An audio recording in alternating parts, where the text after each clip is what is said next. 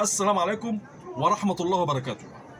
برج الميزان، وهتكلم معاكم عن تحركات كوكبية فارقة تحدث معكم بداية من يوم 9، ده غير اللي حصل يوم 6 بانتقال عطارد إلى برجكم.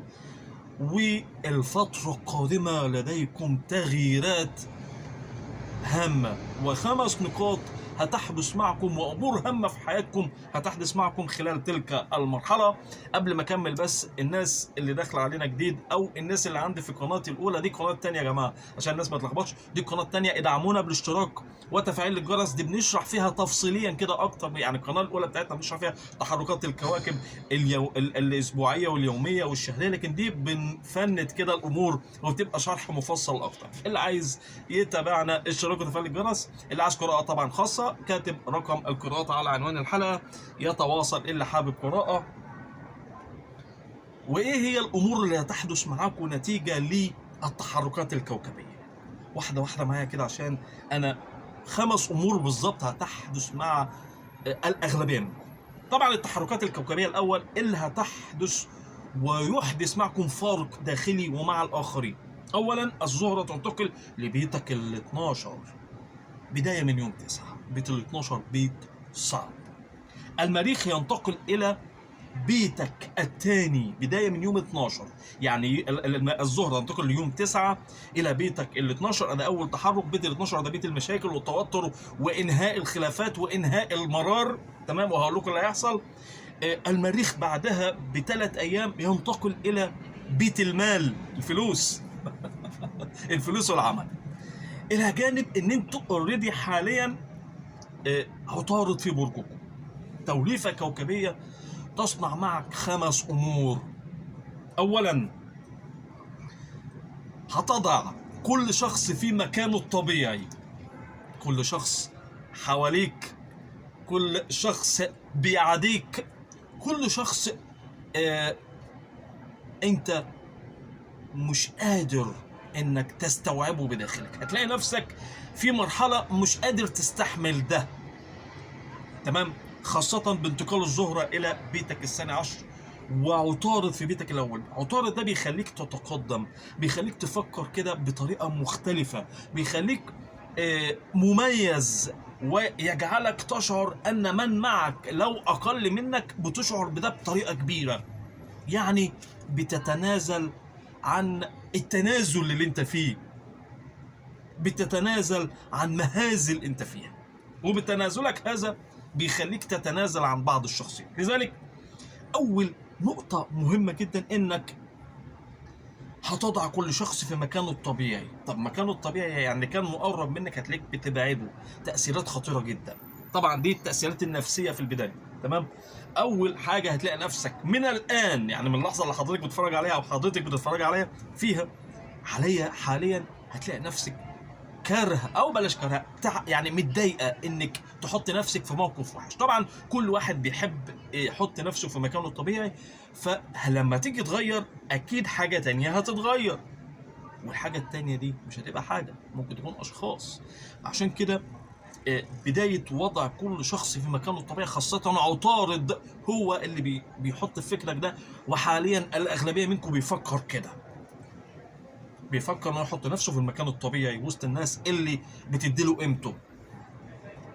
نقطة تانية، وهي نقطة من أهم النقاط وأخطرها، يحدث مع الكثيرين أفكار مالية ومجازفة خطيرة للمال.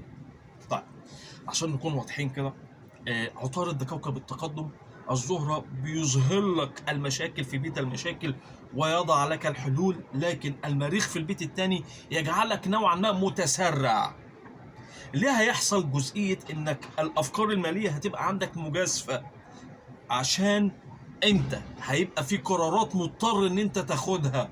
يعني لو انت في حد مثلا معاك في عمل ما، فهتضطر هتبقى تلاقي نفسك متضايق منه وهتاخد قرار متسرع بالانفصال او الابتعاد عنه او ترك عمل. دي مشكلة. عشان كده لا تتسرعوا في الافكار اللي فيها مجازفة ناحية المال والعمل، لكن على العكس تماما اللي مستقر في المال والعمل فعنده انفراجة كبيرة جدا. نتكلم على ثالث نقطة، ودي نقطة من أخطر النقاط، بتنهي أسباب العزلة والحظر اللي أنت كنت عامله لنفسك مع الحياة.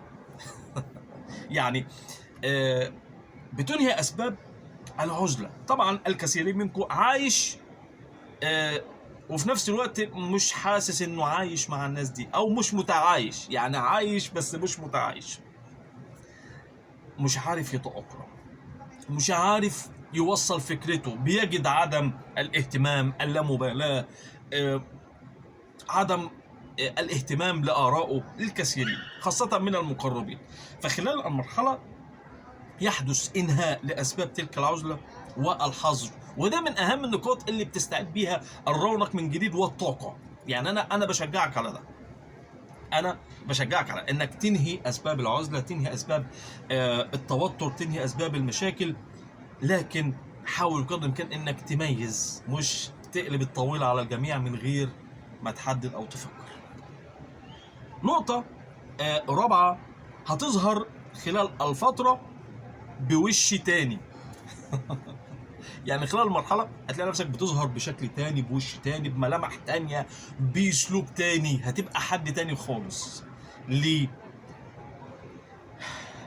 الوش الخشب هو اللي هيظهر، اللي هو ملامحه جامدة شوية، نتيجة لعدم تعاطيك بالصورة الصحيحة اللي تلائمك. يعني انت بتدي وما تلاقيتش، فعلشان كده مش هيلاقوا منك الا الوش الخشب. الوش الخشب اللي هو ملوش ملامح، اللي هو ملوش رياكشن، ملوش وضعية، مش هتتجاوب حتى برد فعلك المعتاد.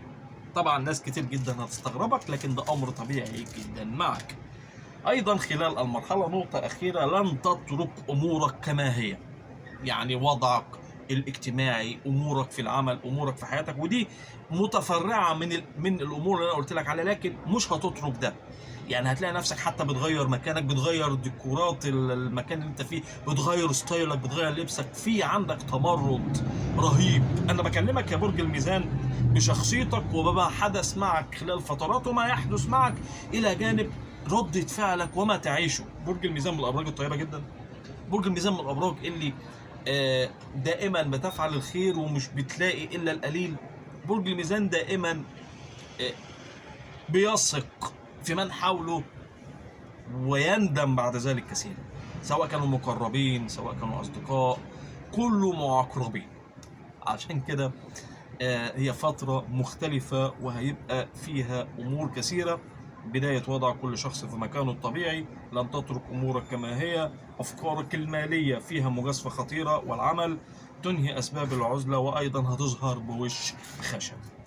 هعيد تاني تنويه، الناس اللي بتتابعنا عن طريق الفيديوهات المقترحة، يا جماعة دي قناة جديدة لينا، ادعمونا بالاشتراك لو حابين تشوفوا محتوى القناة تاني. اللي عايز قراءة خاصة بعمل القراءة مكالمة مباشرة، طبعا أنا حاطط رقم القراءات على عنوان الحلقة، بكشف لك كل شيء في حياتك. اللي عايز قراءة يتواصل على رقم الواتس. يا رب كده حبايبي برج الميزان جميع الابراج تكون بامن وامان. سلام عليكم.